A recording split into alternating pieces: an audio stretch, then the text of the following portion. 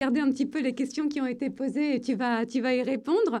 Et puis, mais avant ça, Emmanuel, je voulais, peut-être, te demander, moi, te poser une question parce que, peut-être qu'on te connaît et parmi ceux qui nous regardent ce soir, il y a des gens qui te connaissent peut-être moins bien. Quelles sont tes valeurs? Qui es-tu, Emmanuel, et quelles sont tes valeurs? Mmh. Bah, déjà, merci beaucoup de m'accompagner pour cette soirée, Sandra. Donc, je m'appelle Emmanuel Michael, je suis conseiller municipal de Saint-Gratien, papa de 2 enfants, candidat pour les prochaines élections municipales. Je porte des valeurs d'humanisme avant tout et un souhait, volontaire de pouvoir, unir les personnes, au sein de notre équipe. Vraiment, c'est le message que je souhaite porter dans mes valeurs, c'est de vraiment rassembler les gens, au travers d'actions concrètes, au travers de liens sociaux, parce que je pense que sans ça, une ville ne fait pas corps. Absolument. Alors, Emmanuel, est-ce que tu es prêt pour qu'on commence un petit peu avec la série de questions qui a été, je crois, le plus posées, qui ont été les plus posées durant la campagne? Alors, la première, c'est quel genre de maire souhaites-tu être pour Saint-Gratien? Alors, je souhaite être, un maire, au même titre que j'ai été le candidat, qui puisse écouter les gens. C'est très important pour moi de pouvoir écouter les gens, de pouvoir être présent, disponible, malgré parfois un agenda difficile à tenir, mais de pouvoir donner toujours la primauté aux habitants de notre ville, tous les habitants de notre ville, qu'ils soient votants, non votants, français, étrangers, enfants, parents, tous les habitants de notre ville, je souhaite pouvoir les écouter parce que la ville n'appartient pas qu'à une seule catégorie de population, elle appartient à l'ensemble de ses habitants. Ça, c'est très important pour moi. Je fais une distinction entre le citoyen et l'habitant, mais pour moi, l'habitant va au-dessus du citoyen dans le sens où, en fait, il fait partie intégrante d'un environnement qui est important pour une ville. Mmh, Donc, je souhaite être le maire de tous les habitants de notre ville. formidable. C'est quoi, d'après toi, une liste citoyenne? Alors, c'est vrai que ça, Sandra, c'est une question qu'on nous a beaucoup posée et qui a beaucoup interrogé les habitants dans les différents moments où on a pu les rencontrer.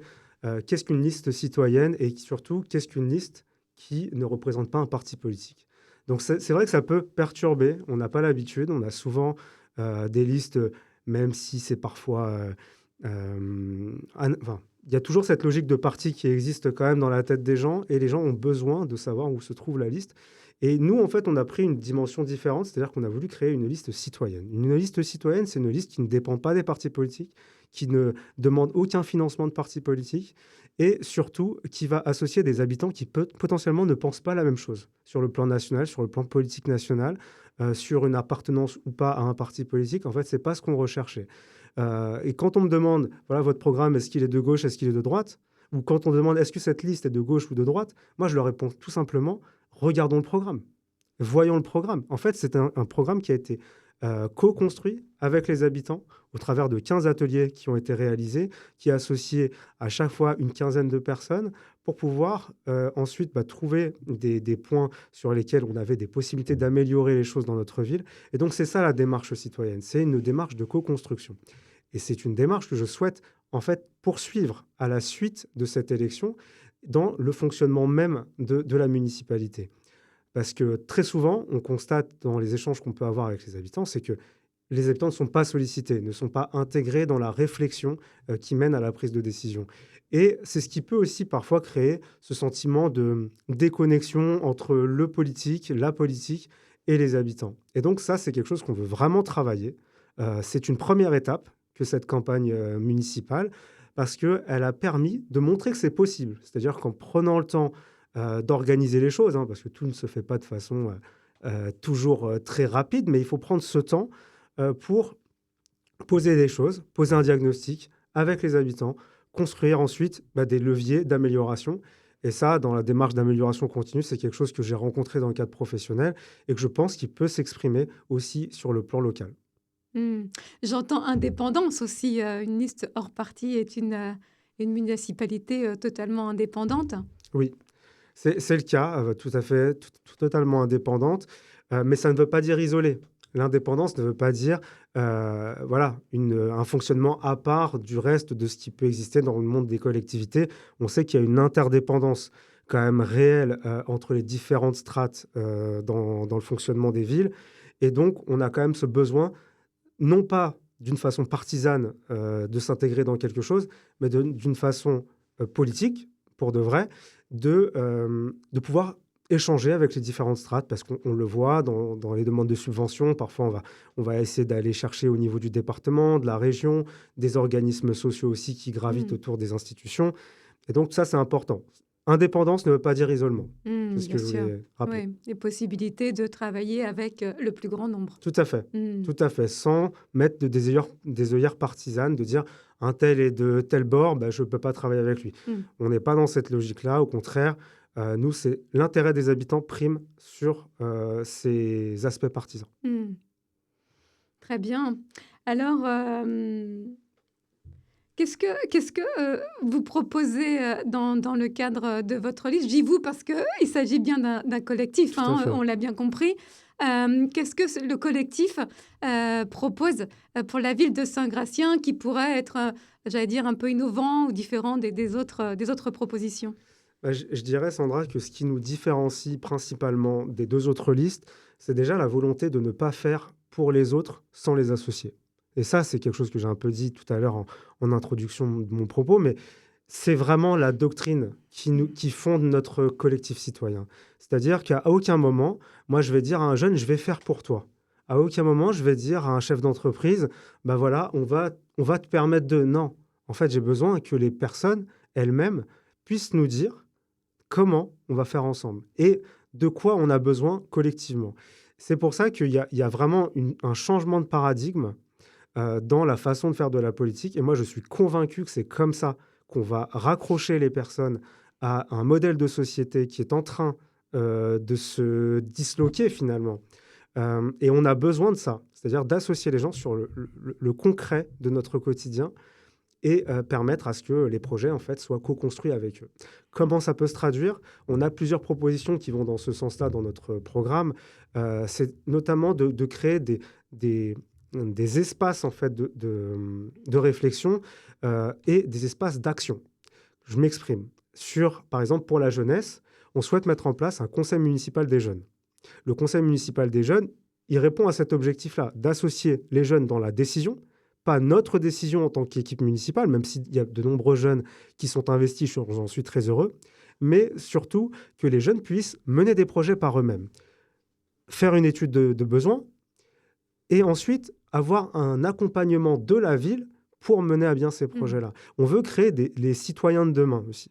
Donc ça, c'est important. Et je parle des jeunes d'un point de vue spécifique, mais dans l'ensemble de ce qu'on organise au niveau de la ville, on a aujourd'hui des conseils de quartier qui existent, qui sont plus des lieux de diffusion d'informations municipales que des lieux de co-construction avec les habitants. Mmh. Ce qu'on souhaite faire, c'est de donner cette dimension-là, que demain, dans le cadre des conseils de quartier, il puisse aussi y avoir un appel à projet dans cette mission-là, entre guillemets, qui est confiée à des habitants, qui permettent de développer les initiatives citoyennes, solidaires et écologiques.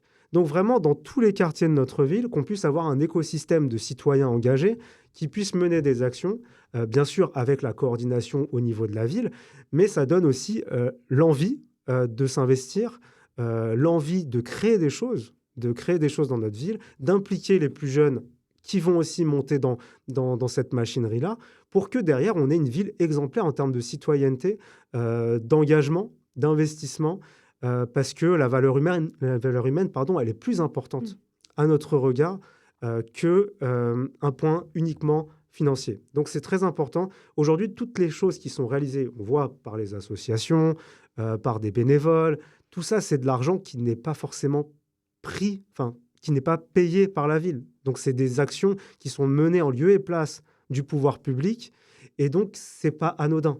Le nombre de bénévoles dans notre ville, on a de la chance d'avoir de très belles associations sportives, culturelles, de solidarité, et qu'il faut continuer d'accompagner. Moi, je suis convaincu de ça. Elles font un travail formidable. Il faut continuer de pouvoir les accompagner et de leur donner encore plus de possibilités d'action pour qu'elles puissent mener à bien leur projet, qui est aussi notre projet de citoyen. Mmh. Oui, c'est intéressant effectivement d'activer le levier engagement citoyen parce qu'on voit qu'on arrive à une époque où il y a beaucoup de gens et notamment des jeunes retraités qui sont quelque part un petit peu isolés du lieu social, de l'activité sociale. Et puis de l'autre côté, bah, des mairies qui ont de moins en moins de moyens aussi. Donc Mm, c'est comment réunir tous ces personnes et faire des projets concrets ensemble. tout à fait. Et c'est impliquer le plus grand nombre. Mm. C'est tout à fait ce qu'on cherche à c'est tout à fait ce qu'on cherche à faire, ouais. Ouais. Formidable. Mmh. Et du coup, demain, on imagine, hein, soyons fous, mais peut-être pas tant que ça, Mmh. tu es élu. Quelle est ta première action, Emmanuel? Alors la 1re mesure que je prendrai, avec l'équipe municipale lorsque l'on sera en responsabilité, ça va être de diviser par 2 les indemnités des élus, Mmh. qui ont lieu, jusqu'ici. Donc on est sur un budget d'à peu près 1 600 000 € d'indemnités, de fonction. Moi, je souhaite vraiment travailler de façon très sobre, c'est-à-dire que je pense que le statut d'élu et les fonctions d'élu, ça ne doit pas être une carrière, ça ne doit pas être un métier et que à aucun moment, en fait, ça doit être un levier d'enrichissement personnel. C'est aussi pour ça qu'on souhaite, hem, aussi, limiter au sein du conseil municipal, donc l'inscrire dans le règlement intérieur, le cumul des mandats. Parce qu'on pense au niveau sur le collectif qu'on ne peut pas tout faire. On ne peut pas être partout et on ne peut pas cumuler tout un tas d'indemnités, même s'il y a toujours un plafond qui est fixé par la loi. Mais ça n'empêche que c'est quand même important de dire que nous, on fonctionnera de cette manière-là sobrement. Et Mmh. plutôt que d'augmenter les indemnités, comme ça a été le cas de l'équipe en place lors du précédent mandat, en début de mandat, pendant la crise du Covid, où tout le monde était en galère, bah, nous, on souhaite justement, premier engagement qu'on prendra, dès l'installation du conseil municipal, ce sera de diviser par 2 ces indemnités. Mmh. L'exemplarité, c'est important C'est à très une important. époque où effectivement tout part un petit peu à la dérive. Oui, Les élus locaux doivent être des modèles, en tout cas des sources d'inspiration mmh, tout à fait. euh, pour les jeunes notamment. Oui, Très bien. Alors rentrons un petit peu plus concrètement dans oui, le programme bien si sûr. tu le souhaites.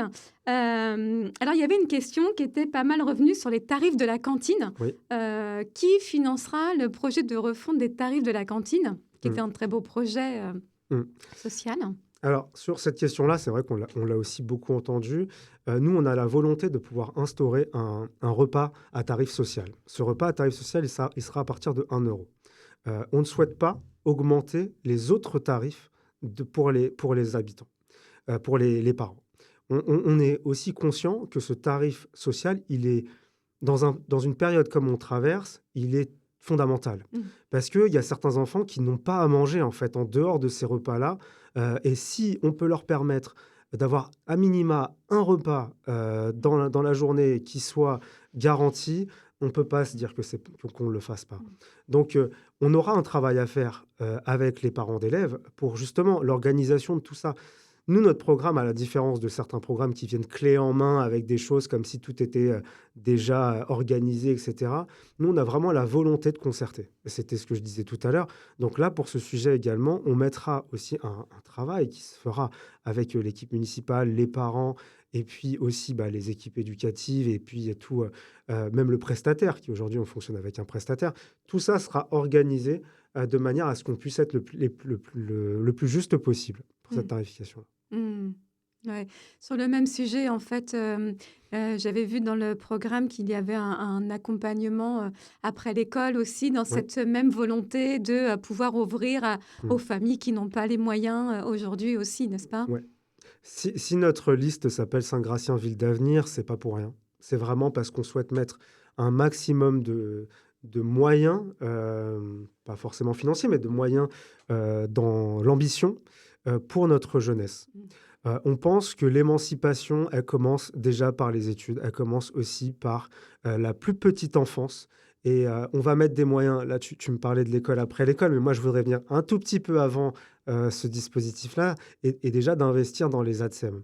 Parce que c'est de l'humain. L'humain, Mmh. dès la petite enfance, pour permettre à ce que les enfants, soient mieux accompagnés, que les équipes éducatives puissent avoir du temps, davantage dédié sur la partie pédagogique pour que les enfants puissent, être, voilà, hem, donc dans l'éducation de l'enfant, qu'il y ait plus de temps, «qualitatif» entre guillemets et que les ATSEM puissent accompagner les enseignants dans ces fonctions-là. Donc nous, on veut à l'horizon dans ce mandat, mettre au moins, une ATSEM par école en plus. Ça, Mmh. c'est vraiment notre ambition. Et ensuite, pour revenir donc à l'école après l'école, ce qui est un très beau projet, qui se fait dans d'autres villes, hein. C'est d'ailleurs le cas, par exemple, à Montigny-Cormeilles. C'est pas une ville qui est très éloignée, c'est pas forcément une ville plus riche que nous, mais ils ont fait le choix d'organiser donc une école après l'école, qui consiste à avoir des personnes qui sont étudiantes ou alors des professeurs retraités qui vont accompagner les enfants, les lycéens, les collégiens sur une sorte de soutien scolaire sur le long terme pour permettre à ce que, bah, justement, il y ait un développement de l'enfant et que ça soit complètement gratuit pour les familles. Ça sera financé avec une partie par d'autres organismes, notamment la CAF, hein, qui peut venir Mmh. en aide sur ce dispositif-là, et pas que. Et donc, voilà, offrir cette possibilité-là, parce que les Graciennois, les Graciennoises et les Graciennois petits sont les adultes de demain. Et donc, il y a vraiment ce besoin de pouvoir se dire, on met le paquet là-dessus. Ouais, ouais. Ouais, super. Ça rejoint aussi, le projet du City Stade. Qu'est-ce que vous proposez, avec la liste sur ce sujet-là? Ouais. Alors, je rappelle juste les faits. La destruction du City Stade a eu lieu en 2020 et c'était donc un équipement sportif qui était au cœur du quartier des Ragnés. Nous, on a vraiment le projet de pouvoir associer toujours. C'est toujours la logique. Enfin, je ne vais pas me répéter toute la soirée sur ça, mais c'est vrai que la logique, c'est de pouvoir apporter des solutions co-construites. Ce City Stade, il avait vraiment une forte valeur ajoutée, dans le sens où il y a des générations de Graciennoises, de Graciennois qui ont joué dessus. C'était vraiment un cœur historique dans le quartier des Ragnés. Et nous, on souhaite à travailler à ce qu'avec les habitants, on trouve une façon de remettre en place ce City Stade. Donc, de créer une sorte de grande concertation avec l'ensemble des habitants sur cette question-là.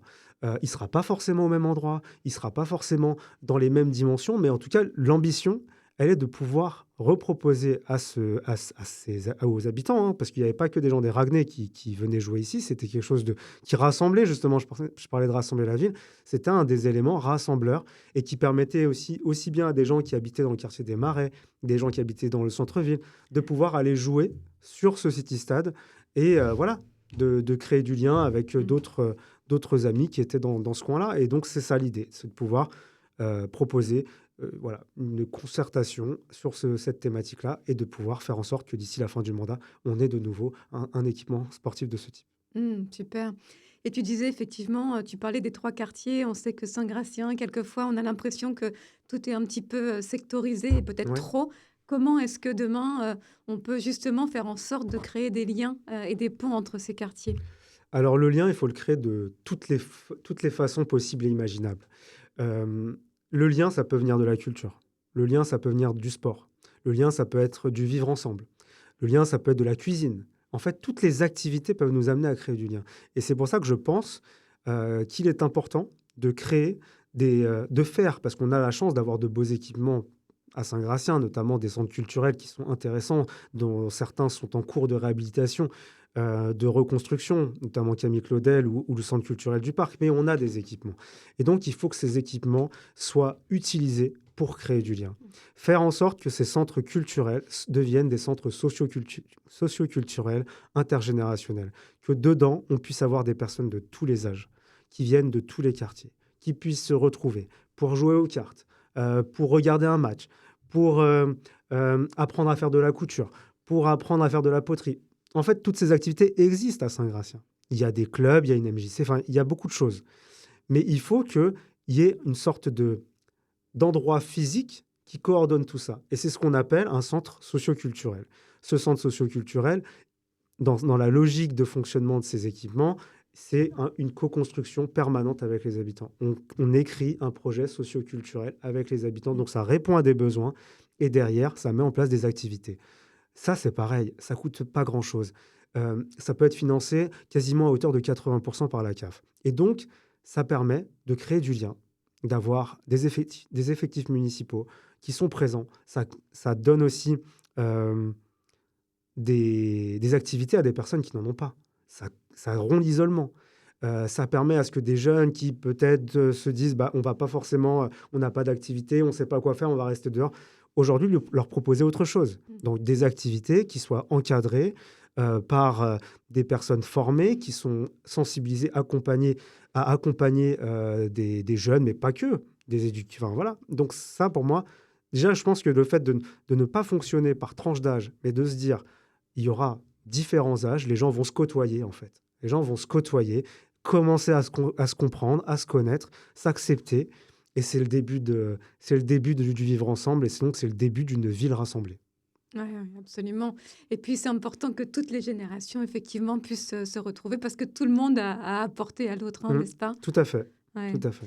Alors, sur le plan de la santé, puisque c'est une question aussi importante, qu'est-ce que tu prévois, toi, sur ce sujet-là? Alors, c'est un sujet important. C'est l'une des premières préoccupations des Ouais. Français, et c'est aussi le cas pour la ville de Saint-Gratien. Euh, la ville n'a pas la compétence de la santé. Ça, faut déjà le dire. Mais la ville peut avoir un rôle incitatif. Je prends un exemple, la ville de Deuil-la-Barre. On connaît, c'est pas loin, c'est à peu près la même typologie de ville, même strate de ville. Et en fait, à Deuil-la-Barre, ils ont une maison pluridisciplinaire de santé qui a été créée et en fait, dans lequel il y a beaucoup de médecins, énormément de médecins. Alors que nous, en étant à 15 minutes, on est quasiment dans un désert médical. Donc, qu'est-ce qui a été fait à Deuil qui n'a pas été fait à Saint-Gratien ou alors que l'on souhaite faire à Saint-Gratien? C'est tout simplement de pouvoir faire de la synergie. Faire de la synergie entre les pouvoirs publics, d'une part, et le monde médical de l'autre. Concrètement, à Deuil-la-Barre, ils avaient un adjoint au maire qui était aussi médecin. Cet adjoint au maire a fait venir tout son réseau. Il avait l'habitude de travailler dans un écosystème et il s'est dit comment est-ce que je vais faire en sorte que dans ma ville, ça ne soit pas un désert médical comme c'est dans la ville à côté ou d'autres. Et donc, il a fait ça. Des mesures incitatives, c'est des locaux. Des locaux à des coûts assez réduits pour que les médecins puissent venir s'installer. Et il y a un aspect quand même financier, il ne faut pas être naïf. Pour que le médecin s'installe, il faut qu'il y ait quand même des conditions favorables. Donc ça, il faudra qu'on l'ait en tête, il faudra qu'on construise ce projet-là avec les professionnels de santé. On a la chance dans notre équipe d'avoir des personnes qui gravitent dans ce milieu-là. Et donc, qui pourront aussi se faire porte-parole de la ville de Saint-Gratien, faire une sorte de lobby de notre ville, même si ce n'est pas pour déshabiller d'autres villes. C'est plus pour dire qu'on a une capacité à pouvoir rassembler dans notre ville des professionnels de santé pour que on sorte de cette logique-là de désert médical. Autour de la santé, il y a un autre volet qui n'est pas forcément uniquement sur la maison de santé pluridisciplinaire, mais quoique, il pourrait s'y intégrer, c'est la santé mentale. Eh oui. Le Covid a fait beaucoup de mal. Mm. Il a mis le doigt sur quelque chose qui existait depuis longtemps, mais qui n'était pas forcément abordé dans les politiques publiques. Et ça, c'est extrêmement important de pouvoir se dire que nous, on veut mettre le paquet là-dessus, parce que ça soit des troubles psychosociaux depuis l'enfance, en fait, on veut travailler dessus. Pour que, dès la base, dès l'enfance, on arrive à trouver des leviers. Et c'est pour ça que je pense qu'il faut travailler de façon transversale. On n'a pas une politique jeunesse, on n'a pas une politique sur la santé. En fait, tout est lié. Et pour qu'on puisse trouver des solutions, on n'a pas d'autre choix que d'investir dans l'enfance, parce que c'est la base.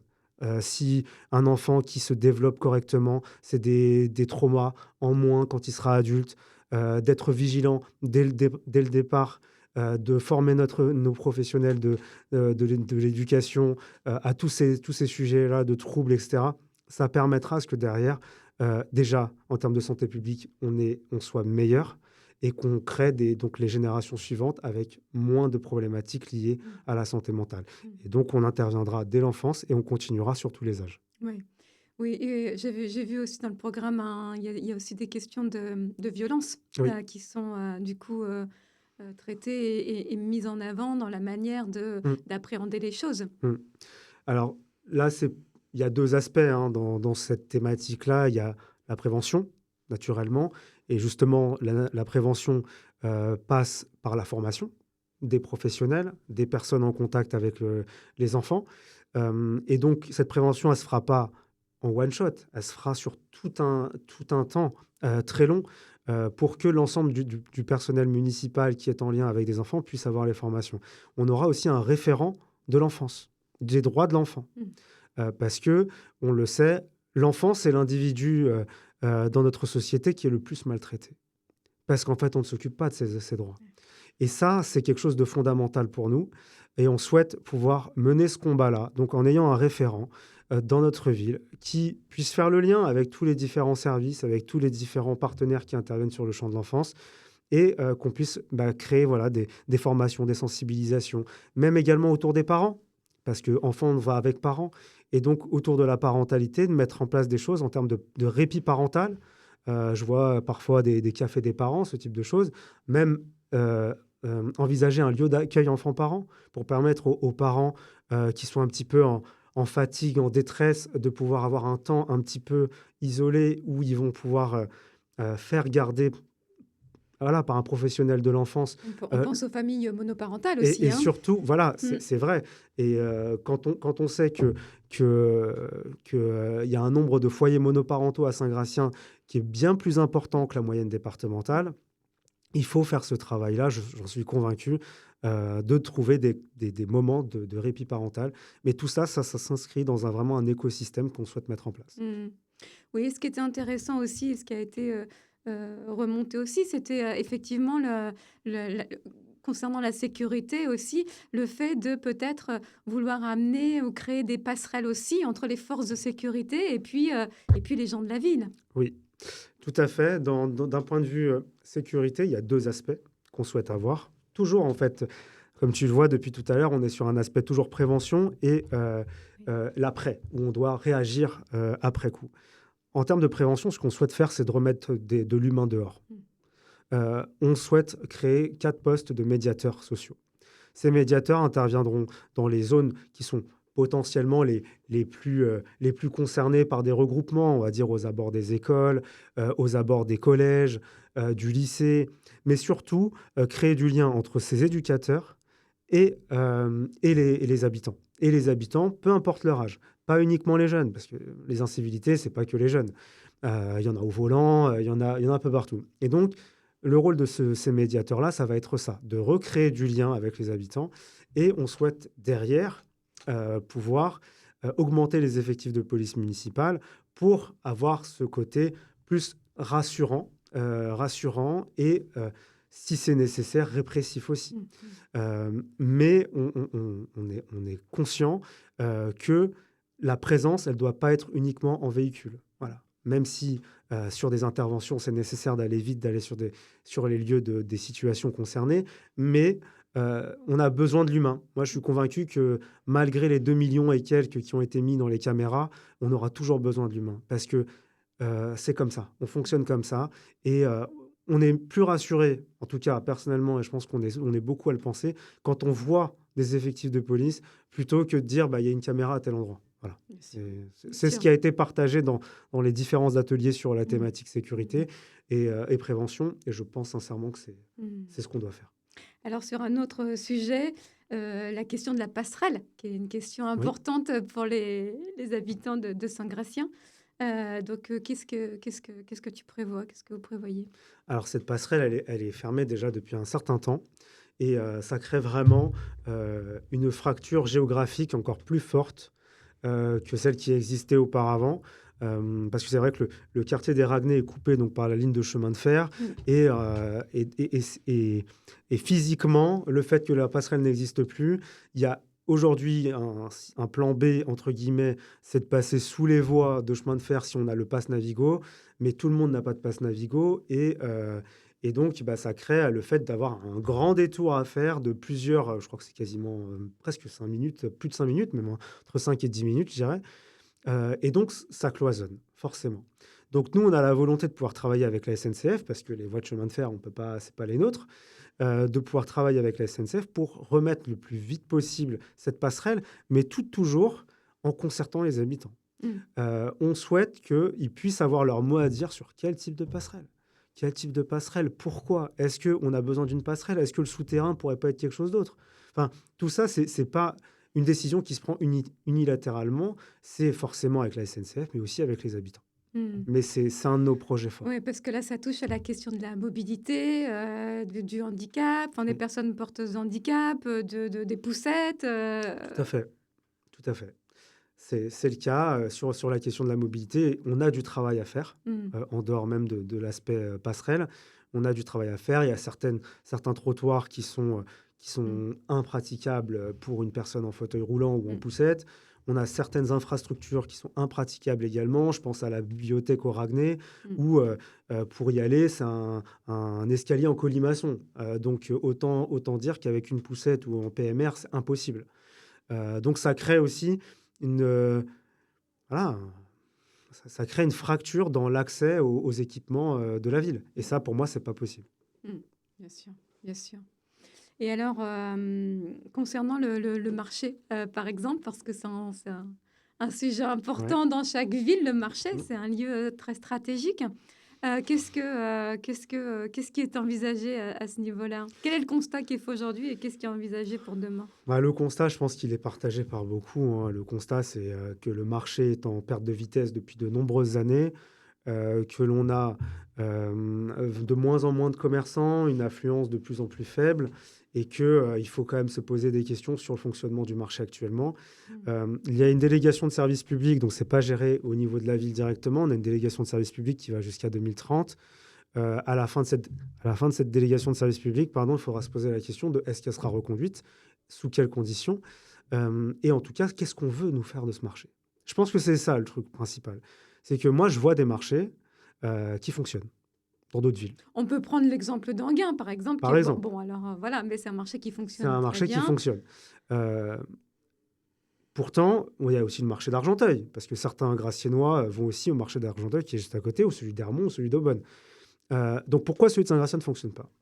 Il y a plusieurs raisons à ça. Déjà, sa position géographique, mais il a historiquement été là et il a très bien fonctionné pendant des années. Moi, je pense que la réponse, elle est davantage sur, l'animation qui est faite autour du marché. Je prends un exemple très concret. Je ne sais pas si vous connaissez Saint-Ouen, mais en tout cas à Saint-Ouen, il y a les halles de Saint-Ouen qui ont été réhabilitées et dans ces halles, en fait, ils ont fait une sorte de tiers-lieu. Le tiers-lieu va permettre à ce que des personnes viennent faire de la broderie et en même temps faire leurs courses juste après. Ça va permettre à ce qu'il y ait un concert le soir, qu'il y ait des spectacles, que les personnes puissent faire des ateliers de cuisine, faire des séminaires. En fait, pourquoi à Saint-Gratien, on ne pourrait pas imaginer quelque chose de plus large? Oui, enfin, peut-être que le marché ne fonctionne pas, mais est-ce que le marché ne fonctionne pas parce qu'il n'y a pas un écosystème aussi qui se fait avec? Moi, je suis convaincu que demain, un marché qui est beaucoup plus attrayant pour les familles, qui permettent d'avoir une sorte d'aire de jeu ou des spectacles ou des Mmh. choses à destination des enfants euh, dans notre marché, bah, je pense que la fréquentation serait déjà différente. Mmh. Euh, Là, on n'y est pas. On n'y est pas du tout. Et donc, le projet qu'on aurait, ça serait de travailler à co-construire, toujours, Mmh. sur cette alternative-là, hein, au marché, dans le marché municipal. Donc, à aucun moment, il est envisagé que cela s'arrête, mais de l'accompagner, justement, par de l'animation, par du lien social, par de la culture, par des actions de parentalité. Tout ça, moi, je suis convaincu que ça marcherait. Je Mmh. suis convaincu que ça marcherait dans le marché. Oui, c'est une très bonne idée à l'heure où effectivement, on s'en parlait tout à l'heure en off, où, à Saint-Gratien, il y a peu d'endroits où, les gens peuvent se retrouver, les familles peuvent se poser comme ça et Mm. imaginer qu'on puisse déjeuner Exactement. dans un lieu fermé et en faire, Ouais, vraiment tout autre chose, tout à fait. aujourd'hui, quoi. Ouais, ouais, Mmh. ouais, et ça, c'est clair. Une sorte de food court, enfin, Mmh. tout existe ailleurs, donc il y a pas de raison, que ça ne marche pas ici. Et en termes de commerce alors, quel avenir, du coup, voyez-vous tous ensemble là pour Saint-Gratien? Bah, il y a plusieurs points sur le commerce parce que, il y a une inégalité dans le commerce à Saint-Gratien. En fonction du quartier où on habite, on va avoir plus ou moins l'accès, au commerce. Moi, je prends toujours l'exemple des Marais. C'est un quartier qui est en périphérie de ville et dans lequel il y a pas même une boulangerie. Mmh. Donc pour aller acheter son pain, il faut faire, une bonne, quinzaine de minutes de marche Mmh. pour aller au centre-ville, chercher une baguette. Moi, j'ai été frappé en porte-à-porte des personnes alors plutôt âgées, qui me disaient: «Bah, nous, on demande à nos voisins d'aller on paye nos voisins pour certains, on paye nos voisins pour aller nous acheter du pain». Et donc ça pose quand même une question. C'est est-ce qu'il ne serait pas possible de mettre en place des commerces itinérants qui pourraient, dans les différents quartiers de la ville, aller de temps en temps pour mettre déjà de la vie, dans ces quartiers pour créer une animation autour des commerces. Ça marche très bien dans les campagnes. Je ne vois pas pourquoi ça ne marcherait pas, même si, bon, il y a le réflexe voiture. Enfin, il existe, il faut en être quand même conscient. Oui, mais enfin bon, si on peut en l'éviter aussi, c'est Voilà, plutôt pas mais mal, hein. exactement. Et si on peut permettre de limiter l'utilisation de la voiture, d'avoir un commerce de proximité qui vient s'installer, même si c'est une fois par mois, en fait, ça coûte pas grand-chose. Ça permet déjà de créer du lien dans le quartier en question, d'avoir des produits de qualité.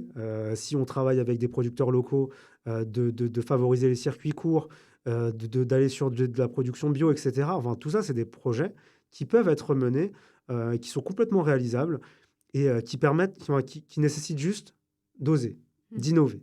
Et ça, quand je vois l'état notamment du quartier des Marais, qui est le même que depuis que j'ai emménagé à Saint-Gratien, où il n'y avait déjà pas de boulangerie, il n'y avait déjà pas d'épicerie, et qu'il y avait, bon, voilà, il n'y avait pas grand-chose de plus. Alors aujourd'hui, il y a une extension du kiné, mais en dehors de ça, il n'y a rien de plus. Et donc, voilà, je pense que c'est quelque chose de possible. Et j'ai parlé beaucoup des Marais, mais il n'y a pas que les Marais. Les Raguenay, c'est pareil. Il y a des commerces qui existent au Raguenay, mais il y a aussi des difficultés qui sont rencontrées au Raguenay. Je pense notamment au fait que le distributeur de la banque est toujours en panne. Donc les gens, bah, ils peuvent même pas aller retirer des sous, ce qui fait qu'ils vont faire leurs courses ailleurs, ce qui fait que les commerçants dans le quartier en question, bah, ils n'ont pas forcément beaucoup de passages parce qu'il y a un problème avec le Mmh. DAB. Enfin, voilà, c'est des petits sujets comme ça mais qui au quotidien sont importants pour une vie de quartier, sachant que la ville possède beaucoup de locaux commerciaux, que ce soit dans le centre-ville, que ce soit au Raguenay, et donc il y a un vrai pouvoir incitatif pour l'installation de nouveaux commerçants. Donc revaloriser un petit peu les commerces, et Tout à fait. même au niveau des quartiers et Ouais. voilà. Et juste un petit dernier point qui concerne davantage le forum et puis le centre-ville, je pense qu'il faut aussi avoir un plan stratégique dans les commerces.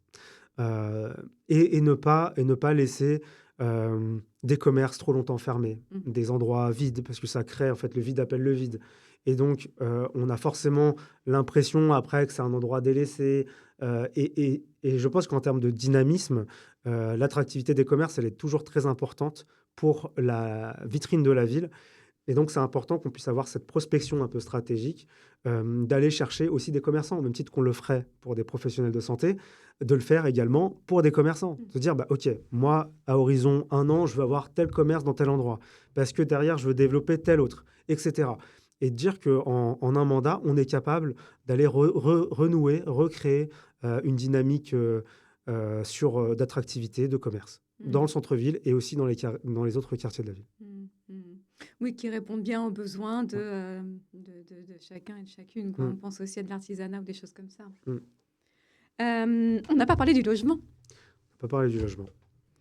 Alors, On n'a pas qu'en parlé du est-il? logement. Il y avait des questions, il y avait une question qui revenait sur, justement des logements, trop petits ou non adaptés, Mmh. pour des familles qui mutent en fait, qui Ouais. s'agrandissent ou bien au contraire il y a beaucoup de divorces, Mmh. voilà donc qu'est-ce qu'il en est ici? Alors, sur ce volet logement, il y a différents acteurs. Bon, Mmh. donc, le fonctionnement des institutions, est parfois un peu compliqué, mais en tout cas, donc il y a plusieurs acteurs. La ville en fait partie, mais il y a aussi les bailleurs sociaux, il y a un contingent, en fait, dans les logements sociaux, si on reste uniquement sur les logements sociaux, il y a un contingent ville, préfecture et bailleurs. Mmh.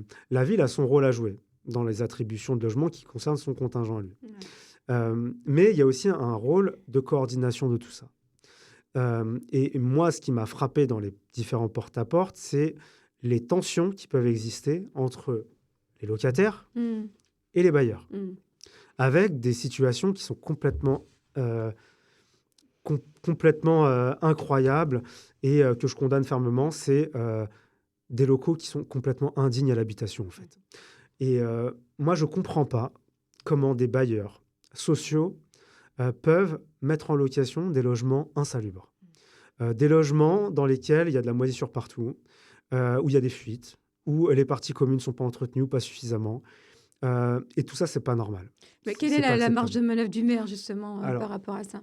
le maire a cette possibilité-là, donc il est garant et c'est lui qui peut faire des arrêtés de mise en péril Mmh. dans les logements.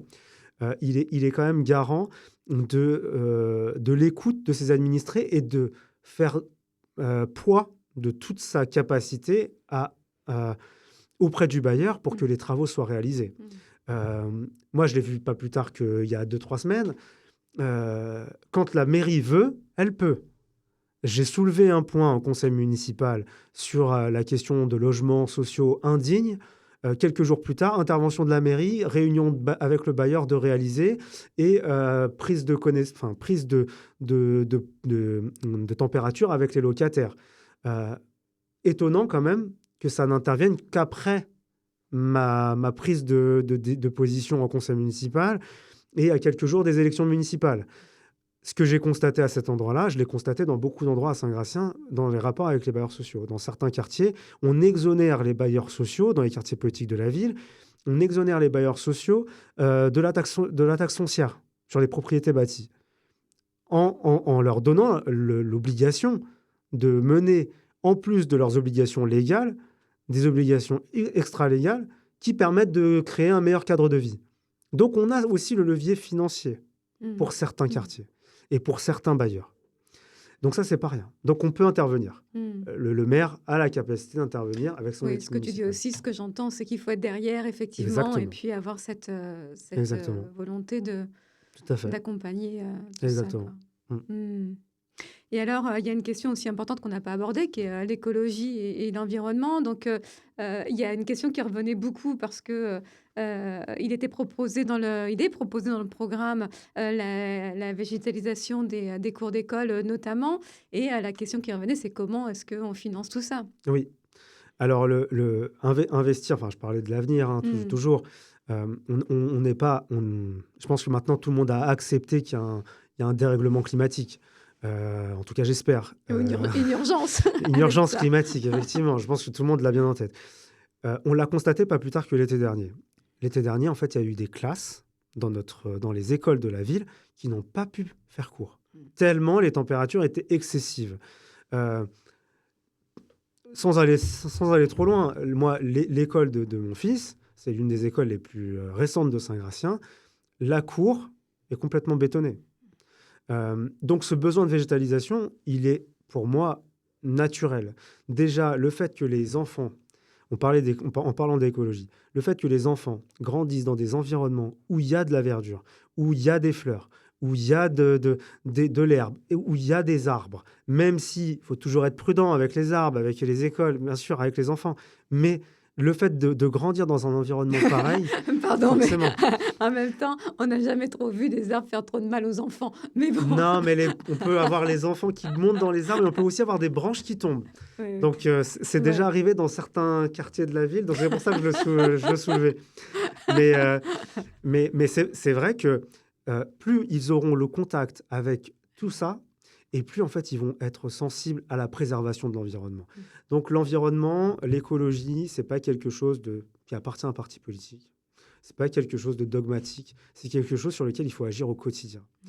Ça peut commencer par de la pédagogie. Le fait que les enfants fassent davantage, parfois, des cours dehors, les cours à l'extérieur, dans un environnement naturel. Ça permettrait déjà d'avoir cette sensibilisation-là, de connaître aussi le fonctionnement de la nature. La curiosité, l'éveil de la curiosité. J'ai une amie qui me disait, là, il n'y a pas si longtemps, que à 6 ans, les enfants connaissent parfois des milliers de noms de marques et quasiment 3 fleurs. Et c'était mon cas aussi quand j'étais gamin. Donc, je jette pas la pierre aux parents, pas du tout. Mais je pense que tout ça, il faut qu'on arrive, nous, à le travailler et que même au sein des structures de notre ville, on est toujours, dans tous les programmes qui existent, avoir un aspect écologique. Dans les centres de loisirs, on a un programme pédagogique. En fait, dans ça, on doit avoir un programme éducatif, pédagogique, citoyen. Pareil pour le projet social dans les centres sociaux, culturels. La même chose. En fait, d'avoir toujours un volet qui ne soit pas à la marge. On ne fait pas de l'écologie pour faire de l'écologie. Non, on en fait parce que ça s'inscrit dans une globalité. Et donc, pour nous, c'est important d'avoir ces moments-là, dès la petite enfance, de sensibilisation au tri, de sensibilisation à la nature. Et après, voilà, mettre aussi en place une capacité à la mobilité douce dans notre ville, donc en faisant un vrai plan de mobilité qui permette à ce que, aussi bien en trottinette qu'en voiture, qu'à pied, qu'en vélo, on arrive, encore une fois, à vivre ensemble et permettre à ce que on puisse développer des initiatives plus vertes au sein de notre ville. Mmh. Oui, parce que, effectivement, la question de la nature et de l'accès à la nature, on sait aujourd'hui que les enfants sont moins malades, enfin, en tout cas ceux qui ont accès à la nature, qui grimpent dans les arbres, alors ceux qui ne tombent pas, Mm, en tout cas, sont moins malades. Enfin, voilà, donc il y a un véritable enjeu aussi, pour tout le monde, environnemental, mais au-delà de ça, mm, c'est aussi la santé et tout comme à tu fait. disais tout à l'heure, tout est lié, hein, Tout est lié. donc tout est important. Totalement. J'entends par là aussi, Emmanuel, une ville et des citoyens engagés et responsables. Il y a vraiment la notion de la responsabilité qui est Tout à importante fait. aujourd'hui et de Ouais. l'autonomie. Mm, tout à fait. C'est vraiment un peu le modèle qu'on cherche à construire au travers de la citoyenneté, de l'engagement, de la solidarité, de l'écologie. En fait, tout ça est intimement lié. Bon, tu le sais bien, tu sais bien ce que je pense de cet aspect-là. Et je pense sincèrement que c'est en construisant avec les citoyens cette possibilité que l'on y arrivera. Mm, mm. Oui, c'est vraiment une co-construction Exactement. et le but, parce que peut-être c'est ce vers quoi on tend de plus en plus globalement, mais c'est effectivement d'amener le plus grand nombre à se responsabiliser et à aller vers les services de la mairie et que la mairie vienne aussi. C'est vraiment quelque Tout à chose de fait. partagé comme ça, Ouais. hein. Bah, Mm. justement, pour reprendre par rapport à ce que tu viens de dire, nous, on a la volonté, bon là, c'est davantage sur la jeunesse, mais de les impliquer davantage dans le fonctionnement de la mairie. Mm. Je m'explique, en disant, on souhaite pouvoir les aider dans leur projet de vie. Mm. Leur projet de vie, ça peut être de la formation, enfin, le permis, ça peut être plein de choses. Et en fait, on souhaite pouvoir les accompagner financièrement au travers d'aides financières, mais qui seraient assujetties à une participation des jeunes dans le fonctionnement de la mairie. Ça peut être dans de l'animation, pour du financement de BAFA ensuite. Ça peut être, voilà, donner du temps, tu vois, donner du temps sur des services qui sont organisés bénévolement ou par la ville pour permettre à ce que derrière, voilà, il y a vraiment ce côté donnant-donnant, responsabilisant. Je suis président dans une association qui gère un accueil de loisirs. Et en fait, le fonctionnement, c'est ça qu'on essaye de mettre en place. C'est-à-dire qu'il n'y ait pas que du loisir, entre guillemets, il y ait aussi du travail. Et que par ce travail-là, on responsabilise, on crée des adolescents qui vont devenir des adultes beaucoup plus matures. Parce qu'ils ont la charge aussi d'enfants, ils ont la charge de mineurs parfois. Et donc, c'est important à ce que dans cette responsabilité-là, il y a un donnant-donnant, du bénévolat pour avoir ensuite de la formation, pour avoir, etc. Mm. Donc, c'est un peu cette ligne-là qu'on essaie de suivre. Oui, oui. Et puis, comme on le disait aussi tout à l'heure, dans une dynamique globale dans laquelle, ben, on le voit bien, il y a de moins en moins de fonds, hein, et Mm, c'est le cas aussi des mairies exactement. aujourd'hui. Elles sont de moins en moins dotées. Je crois que tu n'as pas envie d'augmenter l'impôt, on n'en a pas parlé, mais je pense que peut-être c'était une des Mhm. questions, on peut en parler après. Il est important effectivement de trouver des solutions subalternes et Ouais, d'impliquer le plus grand nombre. tout à fait. Tout à fait, oui, oui, tu l'as dit. Nous, on a vraiment la volonté de ne pas toucher à la taxe foncière parce qu'elle a été déjà fortement augmentée pendant ce mandat et ça fait bien 10 ans. En fait, elle a pris 20% en 10 ans. Donc uniquement à la charge donc, des propriétaires. Donc ça, c'est quand même pas anodin pour une certaine partie de la population. Et donc, nous, on ne souhaite pas augmenter la taxe foncière Mmh. pendant ce mandat. Mmh. Ah ouais, c'est important, hein. Oui. Et en termes de solidarité, qu'est-ce que tu mettrais, qu'est-ce que tu pourrais mettre en avant, sur ce qui pourrait être fait, rapidement? Ouais. Alors, en termes de solidarité, ce qu'on souhaite faire, c'est déjà de lutter contre tout ce qui est l'inaccès au droit. On pense qu'en fait, au regard voilà, de la fracture numérique, du fait que les personnes aient du mal à organiser leurs démarches, à faire leurs démarches, qu'on ait du mal à trouver des humains aussi, hein, ça rejoint un peu tout ce qu'on a évoqué depuis tout à l'heure. Mmh. Le côté tout numérique, tout IA, etc. Tu as plein de gens qui sont complètement perdus par rapport à leurs démarches. Et en plus, dans un millefeuille administratif où parfois tu as une démarche à droite, une démarche à gauche, tu sais plus trop qui fait quoi, d'avoir un lieu un peu ressource C'est important pour nous, donc on veut faire un guichet social unique dans lequel on aurait donc une personne ou plusieurs qui seraient en charge de cette orientation-là, d'accompagner les personnes sur de l'accès au droit. Si c'est possible de le faire en direct avec la personne, elle le ferait, mais si c'est pas possible, d'orienter vraiment vers des partenaires de façon assez large. Mmh. Donc ça, c'est une des volontés qu'on a. Tu veux dire, quelle que soit la problématique, Ouais, un habitant peut venir et trouver un humain à ouais, qui parler et c'est trouver ça. des solutions, l'aider à trouver des solutions dans sa problématique, C'est hein, et exactement le ça, ouais. guider, Tout ouais. à fait. Mmh. Tout à fait. Et puis, quitte à ce que la réponse, ne soit pas immédiate, qu'il y ait quand même une forme de suivi, en tout cas, une possibilité de réitération, Mmh. Mmh. ça serait important. Ça, Mmh. ça serait vraiment quelque chose d'important dans le contexte que l'on a. Ouais, ouais, ouais, ouais. Et on parlait de oui, on en parlait tout à l'heure, donc heu, on n'a pas parlé par contre le rôle du CCAS, en fait, Il pourrait justement faire partie de ce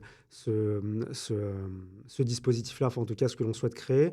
Le CCAS existe déjà, mmh, donc il n'y a pas besoin de créer quoi que ce soit de plus là-dessus, mais d'avoir vraiment cette notion de guichet qui vient en plus. Le CCAS qu'on souhaite faire dans son organisation, ce serait d'avoir un rôle davantage de coordination, parce que comme je le disais, il y a plein d'acteurs.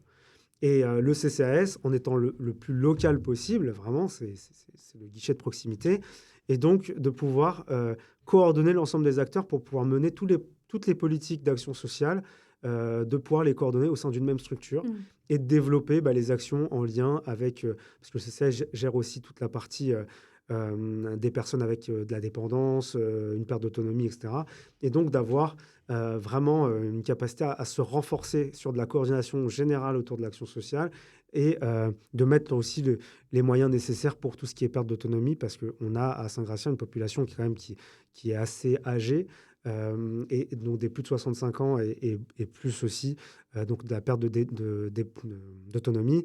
Donc il faut vraiment qu'on soit vigilant à ça et qu'on maintienne l'ensemble des services qui sont aujourd'hui mmh, performants, mmh, pour le coup, sur la question du grand âge au niveau de la ville, et qu'on continue justement de le développer. mmh. Oui, donc vraiment une politique basée sur l'humain, sur le lien social, sur la responsabilisation, sur la co-création. Mm. Je crois qu'il nous reste quelques minutes, Oui, Emmanuel. Alors, comment est-ce que tu pourrais avoir quel serait ton mot de la fin? mais mon mot de la fin, déjà, ce serait de remercier l'ensemble des femmes et des hommes qui ont participé à la construction du programme, à la réflexion autour du programme, de remercier également toutes celles et ceux qui ont participé à cette campagne, donc qui a été une belle campagne dans laquelle on a été irréprochable, je pense, dans le rapport aussi aux autres concurrents, ce qui n'a pas toujours été le cas des autres, mais bon, c'est comme ça, on se distingue au moins par ça. Et aussi de remercier l'ensemble des habitants qui nous font confiance, qui nous feront confiance, qui vont se mobiliser dimanche pour faire en sorte que le changement soit possible, qu'un nouvel élan pour Saint-Gratien soit possible. Je suis convaincu que la ville attend cela, que les habitants attendent ça, et on sera au rendez-vous. Donc je vous donne à toutes et à tous rendez-vous ce dimanche 15 mars pour voter pour la liste Saint-Gratien Ville d'avenir et faire en sorte que ce changement soit possible. Magnifique. Je te souhaite et je vous souhaite le meilleur à tous.